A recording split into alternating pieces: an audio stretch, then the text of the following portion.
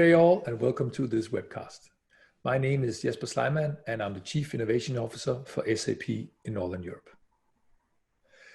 There is a critical need for all enterprises to truly become purpose-driven and conduct sustainable operations that move the needle on the United Nations Sustainable Development Goals on a global scale.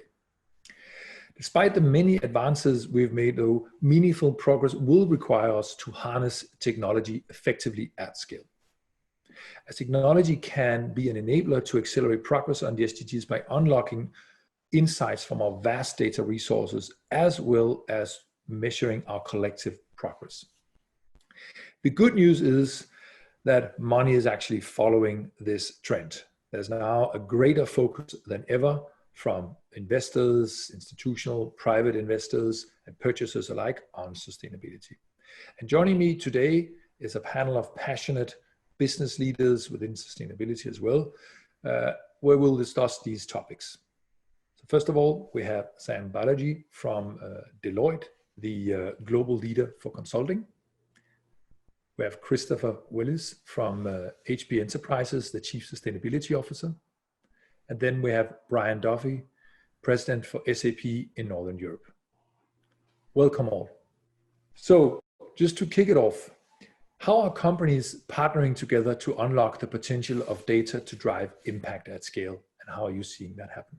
So I'll start. I actually think we had great momentum coming out of Davos just a few weeks ago, where the level of awareness has started to ratchet up. And obviously we're going through, getting to the new normal with COVID. We'll get to that in a few. But I would say that the awareness on SDG is really, really high, but less than a fifth of all corporations have actually set meaningful targets. So plenty of upside to do that. If you can measure it, obviously you can improve it. And that's an important part of what we have to do. Leading organizations have moved the needle on purpose, as you talked about in your opening, but not really on SDG. And there's some barriers around that, which I think we can work through. Embedding SDG into a company strategy, particularly as they pivot to new business models and get out of this COVID crisis, is going to be critically important. And there's a huge opportunity for technology and analytics to play a critically important role. Maybe I can chime in, and I would add that, I think the importance of the topic and the profile has certainly been raised, and events like Davos this year certainly did that. And in addition, I think we're seeing, across the world that, the role of purpose within workplace is increasing exponentially. And now it's no longer, okay to just have the poster. I think employees of organizations really want to see how their employer is actually, what they're actually doing. So they want to be able to touch it and they want to be able to feel it. And at the same time, I think it's great to see that now that across the world that organizations, whatever industry that they're in, are reaching out to each other to see how can they collaborate together in order to reach their goals. And I'm sure we'll talk about it later as it relates to COVID-19, but obviously that's presenting new challenges, but then at the same time, opening new opportunities for us to address specifically this important topic. So how should, and I mean, we've already been touching a little bit upon this as there's definitely even more pressure now than ever before, and also on the financial side. How should enterprise leaders be thinking about striking the right balance between driving a positive impact on sustainability while still serving the needs of the shareholders and delivering financial growth, and even maybe for some surviving in the current financial situation? I mean, I think we're in a really interesting, critical point in time where obviously we've seen over the course of the last maybe 2 to 4, 5 years, maybe at the most, the rise of ESG really within the shareholder community as being very top of mind. And everything we're seeing even emerge today, in my view, is really about addressing societal risk, right? So in terms of building out resiliency within supply chains, as Sam had mentioned, as well as resiliency within your own business operations, but also the ability to really innovate new products that are meeting the needs of the growing customer base. Folks have asked me recently, do you really think sustainability might take a back burner based on the current pandemic related situation? And I think it's just the opposite. I think everything that we're seeing now is stress testing businesses and how they've really prepared for resiliency and for critical societal risks that have really just basically, come about in the last couple of months. This is a great point that Christopher just made. COVID-19 has exposed the fragility of our societies and some fundamental weaknesses in our global system, right? And it also has brought together the interdependence we have on each other. And this is true for business, governments, society, etc. I think it's a really big deal as we, look at what is ahead. It is clearly not a zero-sum game. I actually see organizations starting to pivot to new things, given virtualization, redefinition of, customer contact and business models and supply chains and everything. It's a great opportunity to build an SDG into the new business model and to the new strategy as people emerge from that, to be proactive in doing that. Like I said, we can't lose sight of sustainability as we go through the recovery phase. So we're going through a phase of fear. We're starting to see some hope and hopefully some pragmatism that will come out of that as we go through responding, recovering, and hopefully getting to thriving businesses.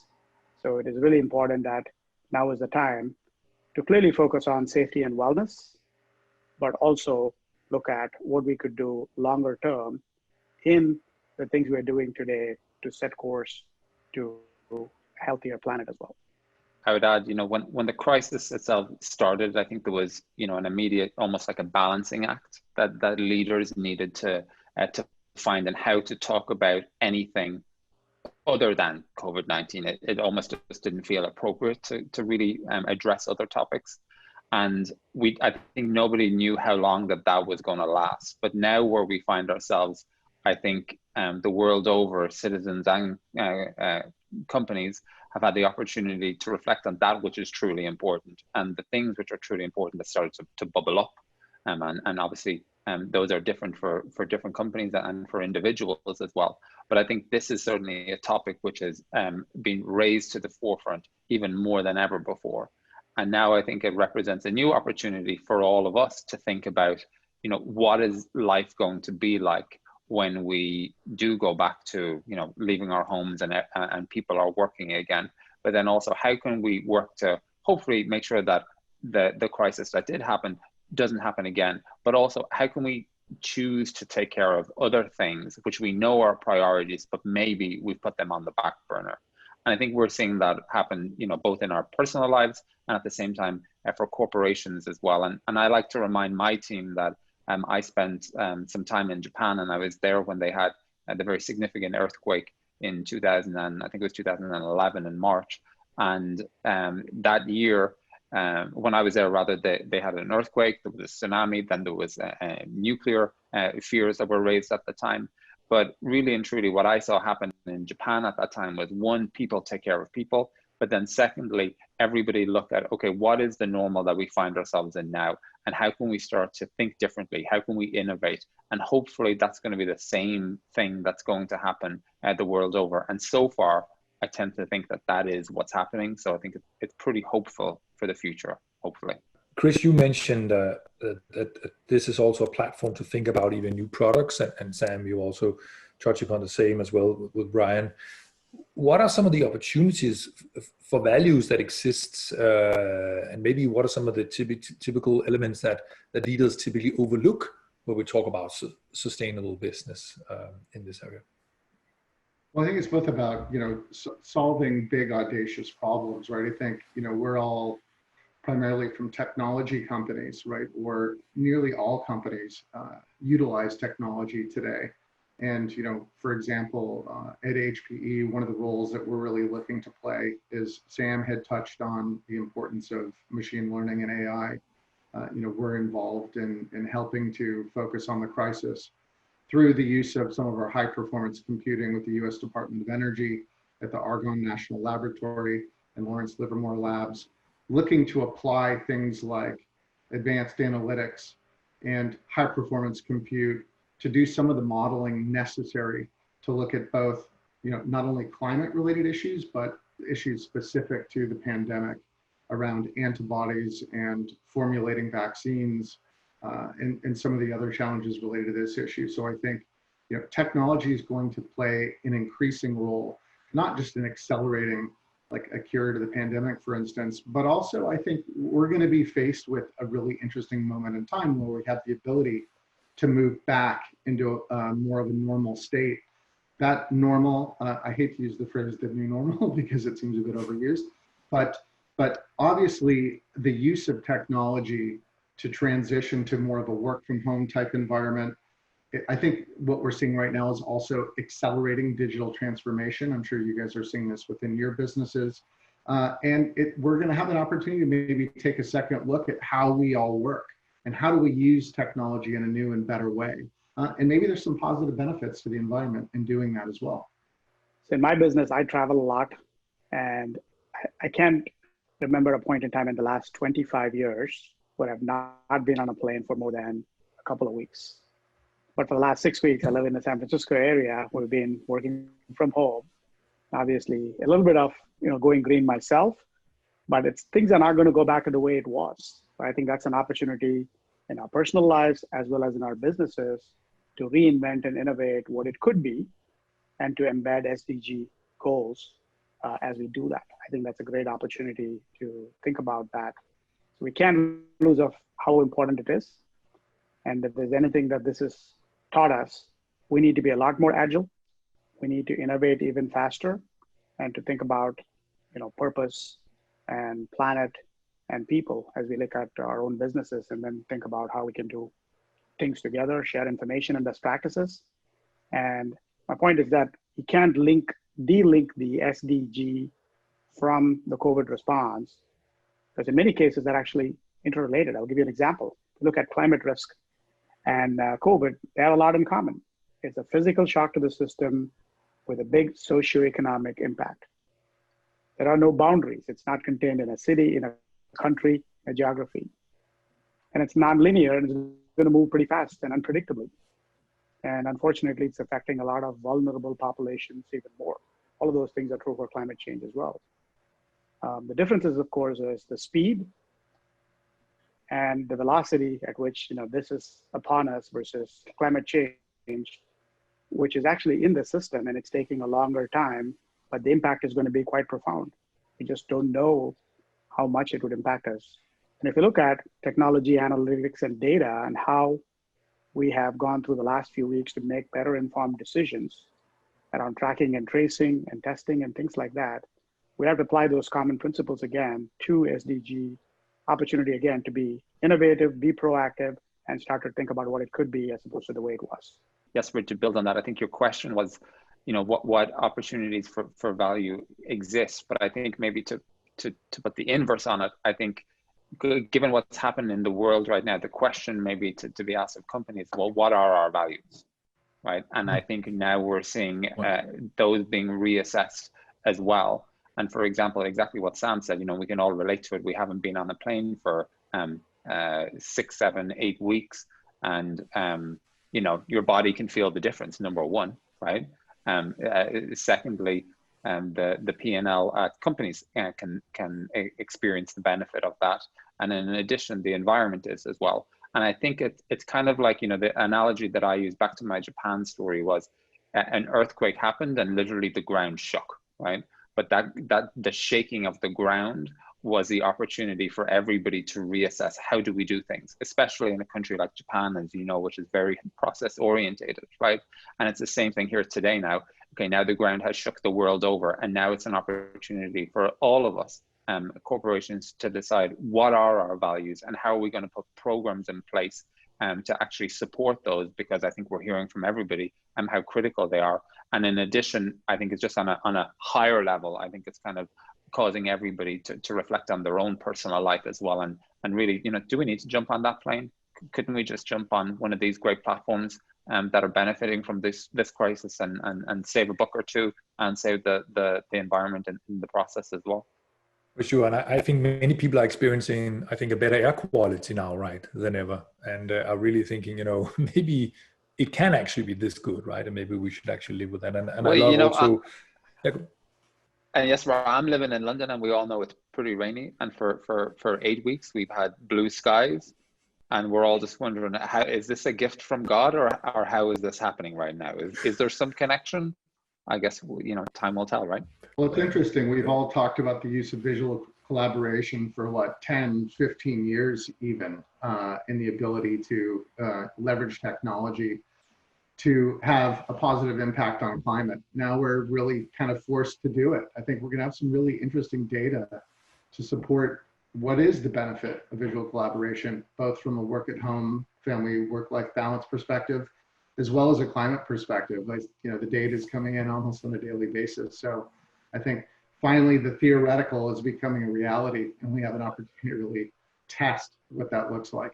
We all somewhat based in the technology sector, right? At least a pretty good stake in it. And you touch upon a space where technology can play a pivotal role in tackling these and helping enterprises tackle the great challenges of this world. I'm interested if you can share a bit of your perspective on how you see technology at best can help enterprises tackle some of these great challenges and ultimately help businesses become more sustainable businesses. Yeah, I mean, I think, well, one of the ways we can do it is, for instance, through the collaboration that we're all involved in, right? The SDGs, in my view, really represent true long-termism. How do you move towards sustainable development through these 17 goals, the 169 targets, and the nearly 230 some odd indicators? Part of the problem is, as you know, Jesper, you're in the trenches with this, is we have, you know, CRP data, we have enterprise systems, but how do we actually measure toward our progress, toward actually impacting these SDGs? So I think not only can technology be applied in the use of digital transformation, where you're actually moving businesses toward a new paradigm, but it could also be applied in terms of measuring our impact and progress toward the SDGs themselves. So I think those are kind of the two kind of buckets of the application of technology that I see are critical. And of course, Sam mentioned it earlier and we kind of touched on it, but certainly data is the new currency. And so technology is going to be necessary in order to reduce time to value for businesses so they can actually recognize and meet the needs of their own customers, recognize those data insights. So I think increasingly technology will need to be applied across whatever industry you might be in, whether it's grid resiliency if you're in the energy space, or whether it's accelerating cures for disease if you're in the healthcare space, or whether it's financial market modeling. I think technology has a role to play in all aspects of modern society. If you look at what we're going through in local jurisdiction, city government, smart cities have been coming together for the last few years. But as we look at what needs to be the new societal way we need to engage with each other and the businesses that we interact with, I think that's a great opportunity, to Chris's point, come up with the digital transformation of cities and the businesses in the cities, and then the enterprises surrounding that. How can we enable the creation of value and the time to value, as he talked about, is really important. It's an opportunity to rethink and reimagine the future now. And I think it's a wonderful point in time, because the simple thing would be to say, let's go back to the way it was. But I think it's a lost opportunity and a lost cause. And a lot of the leaders in business, society, and government are actually picking up on that. An important part, which I haven't talked about much here, is the role of government and public-private partnerships. And that is going to be one of the big drivers as we look at it, particularly given the trillions of dollars of stimulus money that is going into this. I actually think this is going to be important. So coming up with simple KPIs, what we have is a fragmented set of measures across the enterprise that exists today. And to pick a few again that align with purpose, the SDG goals and the standards of the company, and then get going without getting caught up in standards and definitions. Let's look at it from a business and an outcome perspective, and then get started on how can you start to report on that impact transparency and, baby steps towards the longer term solution that will evolve over time. Because I do think companies are starting to create platforms. You're from SAP, obviously there's work underway today. How do you start to report on not top and bottom line alone, but also the green line and things like that? So there's a phenomenal upsurge in new technology capabilities that's going to come about, particularly with the onset of cloud computing and the things that are going on in that area. I think obviously, data, like they said so eloquently, is the gold dust, and that's what can allow us to understand where are we now. And then at the same time, we can look at, okay, how can we use the technologies that are available to us to actually take us to the end state of where we want to be, to truly, as Sam said, build these smart cities. But at the same time, I think it's going to require, not only, it's going to require collaboration between multiple technology partners to come together in order to be able to deliver that end state. And I think at the same time, we see that happening, let's say, with our customers when it relates to digital transformation. And now I think what we need to see is an increased collaboration between companies together so that we can reach this end state combined. I was thinking maybe, Chris, do you want to just add a few words on your perspective on our joint work here to help enterprises better understand the impact of their operations? Sure, yeah. And I think it really kind of ties together everything we've talked about here this morning or the afternoon in the case of Brian, which is, I think it's about how do we apply technology to help companies measure progress, help governments measure progress, and agencies, perhaps the UN, measure progress toward the SDGs. I think, that's really been a key challenge, is some of the most highly available data isn't necessarily the most valuable data. And some of the most difficult to uncover data might be the more valuable, hence SAP's involvement in this. And obviously the back-end systems that you guys develop for multiple businesses across varied industries globally. What we've really struggled to do is we know businesses are going to be a major contributor and have to be involved in order to accelerate progress toward the SDGs. But how do we combine forces from a technological perspective to actually look at what we're doing within existing data systems and then measure and map that toward progress so that both businesses collectively and at a higher level, governments and agencies can measure the effect that we're actually having in terms of progress toward the goals themselves. It is one of the most important bottlenecks and challenges to unlock, right? It's gaining this level of shared transparency and to enable us to move forward. My great mentor always said, exponential problems require exponential solutions. And I think we all know that technology in its nature is exponential.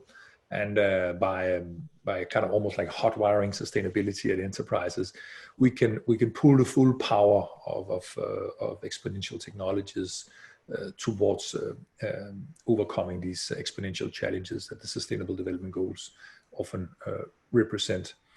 So thanks for that. I think what would be interesting also before we hit some of the final minutes is maybe to talk a little bit about how companies that are tracking their contribution, how they can leverage these data in different ways. I mean, how can companies who better understand, for instance, their CO2 impact or their diversity of lack of same or wastewater disposal or plastics, how can this be turned into a good business opportunity? Any perspectives on that?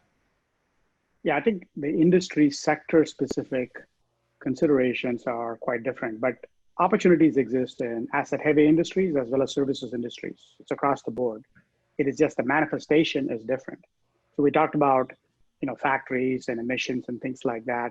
That's clearly one thing. But even if you look at a business that is primarily in the services economy, financial services institutions, for example, they have suppliers. And it's the thing that Brian was talking about, business ecosystems, the interdependency they have with their suppliers, their customers, and other providers, technology included, is going to be important. I actually think to think about it a lot more holistically than just within the enterprise is going to be important. That's where the shared learnings comes in and how we can do things together and pushing things to suppliers, people and communities and things like that. I think businesses have an important role to play as we, look at the future. I also think you touched on finance. That's a really important thing. One of the commitments we had, even before going into Davos, was responsible finance and how much investment was going to go into companies that were more responsible from carbon neutrality or SDG goals. I think that's going to be an important shift around where the money goes. Business models tend to follow the money quickly, and they will readapt and energize. I think that's where the innovation is going to kick in heavily. So obviously the short term, we are seeing some of, the fossil fuel stuff and things like that. The challenges we'll have to work through. But I do think it's a great opportunity, again, across industry sectors. And Chris talked about healthcare, government. There's many different aspects. It is going to be different for us as business leaders to set the tone at the top, collaborate meaningfully, not just within our enterprises, but across enterprises with shared learnings and collective wisdom. I think that's going to be important. And then, change the thinking between, as I said, between government, academics, and businesses, and the triangle that needs to come together so that the velocity increases as we go into the future. Obviously, companies are putting a priority on this topic because it's the right thing to do. But at the same time, not only is it the right thing to do, but I think companies can also see that it's having an impact on their, let's say, business objectives as well. One example would be that, I think it's fair to say that in many industries, there is a war on talent. And, we've all heard the mantra of purpose-driven performances. And we're increasingly seeing that the younger population, or let's say Generation Z, is looking for an employer who has a strong sense of purpose.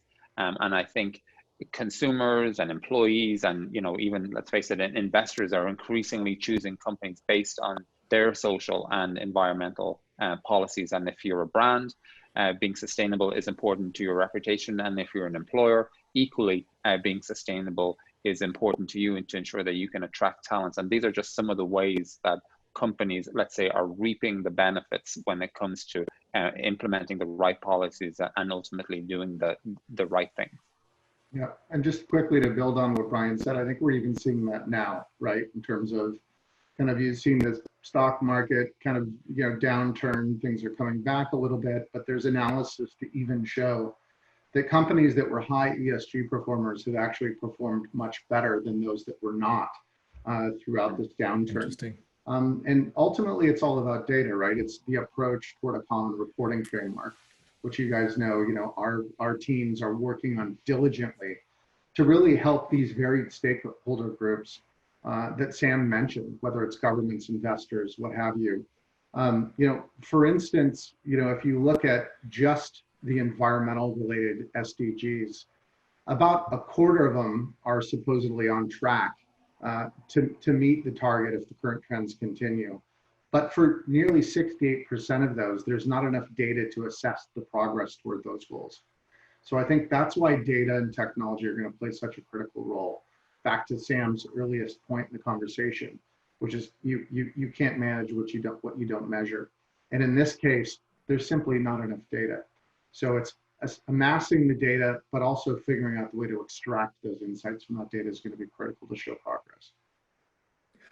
And I would say definitely based on some of the findings and discussions we're having with leading enterprises, we're seeing signs that the financial institutions are becoming better at pricing in the risk of enterprises who are more heavily exposed in their supply chain or are not meeting, let's say, either ESG or more sustainable targets.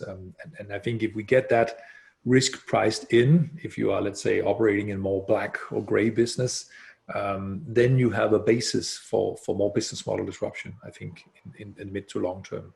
And hopefully that can lead us to a better world. We use this platform going forward.